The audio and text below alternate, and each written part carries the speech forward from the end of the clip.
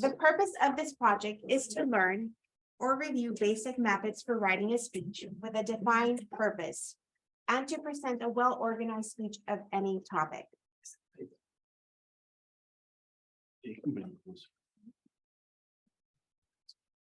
Mark will introduce you to his new service dog, Anders, and Canine Companions. They are both ideas worth spreading. Big hand for Mark. One person, one idea can be a valuable contribution to hundreds of people. Bonnie Bergen was a teacher and was teaching in Asia when she saw burros actually helping people that had disabilities to function and to help them with their lives. In 1975, back in America, she started a company called Canine Companions for Independence, with the idea of having dogs help people with disabilities.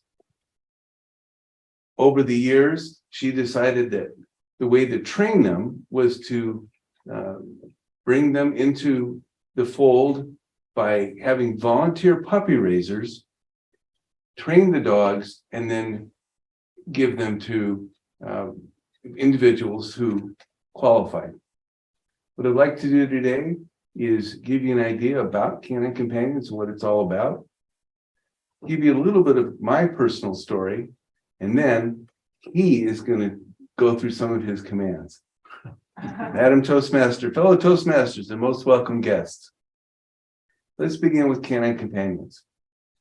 The organization has 5 locations, with Santa Rosa being the headquarters. The closest one to us is in Oceanside, and that's where I picked up Anders. Most of the dogs, when they're raised, after they're born, they are given to puppy raiser families. But Anders had a distinct privilege of being raised at the Naval Air Station in the Naval Air Station Brig in Miramar, San Diego. He was raised by men who were in the military, who were in the Navy, who had made a bad decision or two. But these were military men, and they were stern, and they understood the value of good training. He received an absolutely incredible training. After 18 months, he was brought back to the Oceanside campus for 6 months of professional training. There he learned to really hone his incredible talent. Now, moving over to my experience, I was very interested in the service dog. The qualifications were that I had to be permanently disabled, and I am. It took 18 months after the application for me and my wife, Nancy, to actually find out that a dog, Anders, was available, and they invited us down to Oceanside for a 2-week stay. We had to learn what he already knew. The process usually involves a series of dogs and a series of individuals, and the dogs would be interacting with the people, and then the employees that are there can find out which dog meets the needs of that individual. I was looking for a very specific type of dog, one who was calm, and they're all smart, but one who was very calm, because I'm not that agitated. I'm not young anymore, and I wanted a calm dog that could match my personality. In this case, there were 4 individuals in my class, and there were 4 dogs. As it turns out, each person had the opportunity, was actually matched up perfectly with their dog. He is, without a doubt, the perfect dog for me. I've been blessed with having a dog that can almost anticipate what it is that I need. I'd like to take you through some of the basic commands. He knows about 40. He was taught 40. I regularly use about 15 to 20 commands. So I'm going to show you some of them right now. Enters, stand. Everybody. Take you off leash here. Where is this? Oh, there it is. Okay, buddy. You're free. Bye. No. Okay, Anders. Get. Here you go. You got it. Good boy. Side. Good going. All right. Yes. Okay, Anders. Anders. Lap. Don't. Lap. Come on, over here. Get. Good going. Okay, over here. Good boy. Lap. Don't. Over here. Come on. Come on, you're on. You're give and just lap. Come on. That's it. Give. Good boy. Kiss. Up. Enders down. Yeah. One of the specialties. Enders roll. Good boy. He was the best roller in his class. Stand. Okay, one more. Come here. Shake. Good. Come on. Shake. Good boy. Oh, yes. Okay. Go to Nancy. Go to Nancy. Go ahead. All right. Yeah, thanks. Anders, go to Mike. Come here, buddy. Anders. Oh. Anders. Okay, Anders. It's okay. Okay, so he's ready to free completely wrong. So guys, the point is, and not only did he learn these basic commands, but we were able to teach. I'm able to teach him new ones, such as kiss, which is something I thought of, and the go-to command. These are all lots of fun. In summary, you've had a chance to meet Anders the Fourth. You know a little bit more about Canine Companions, and you've heard a little bit about my personal experience. There is nothing more important to me than being able to spend time with Anders. He helps me get out of my personal space and allows me to focus on another person, in this case, a furry person. I groom him, feed him, I take him on walks every day. He is such an integral part of my life. I am so blessed and happy to have him. Thank you, Canine Companions. Thank you to everyone that helped train him and all of you at the Naval Air Station in Miramar. One thing that I wanted to mention is the ADA, Americans with Disability Act from 1990, affords me the opportunity to take Anders wherever I go. He goes to restaurants with me. He can go to the supermarket. He could even go to the movie theater if I really wanted him, but that would be kind of absurd. Now I'm going to give, at this point, I'm ending my speech, and I'd like to open the floor up, and those of you on Zoom with any questions for the next few minutes. Yes, go ahead. I worked at Braille Institute, and the service dogs there, you are told not to pet them and not to interact with them because they're working with people who are sight impaired. So I'm just curious, is this a different type of situation? Okay, the question was, if you couldn't hear on Zoom, the question was, are people allowed to interact with Logan, Anders, who is a service dog?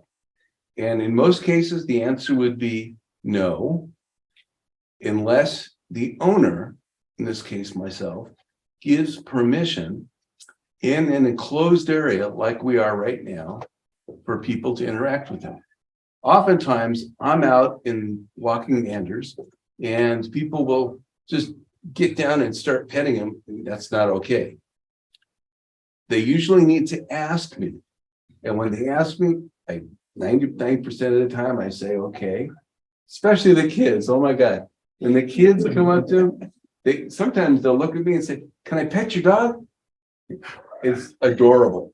And I let them pet Anders and he interacts with them and it's just adorable. It's the best thing ever. I tell them to, oftentimes I'll tell them to put their hand down by his chest. I put him in a sit position and I say, okay, and then I'll give them the shake command. And they're like, whoa, they grab hold of the paw and it hopefully makes the day and gives them a little more insight into why is this guy sitting and why can't he walk? And look at this incredible dog. Next question. Anybody on Zoom? Mark, Yes. how old is he now? Anders, how old is Anders? Anders is 3. He just turned 3 in February. Most of the dogs that graduate, which is what they call it when they're given to a recipient, are 2. Logan became a little bit older, just waiting for somebody like myself to come along. And that's why once I applied, they usually takes 18 months. I think it took us a little over a year because they wanted to get Anders matched up with somebody like myself who was interested in this kind of a dog with this kind of a temperament. And your previous dog, is he retired or? Okay, so this is actually my second service dog. My first service dog, his name was Logan. Logan is a black lab, just like Anders. He's now almost 14 and he has retired. The dogs usually have a run of about 10 years. So after he retired, he's now my personal pet. Okay. Which is an amazing pet to have because he's so well trained. Now, every time that Anders has certain needs, for instance, if he wants to go to the bathroom, he will not go in the house no matter what. His bladder could be near to exploding and he won't go in the house. We have to take him out and issue the hurry command, and then he'll go to the bathroom.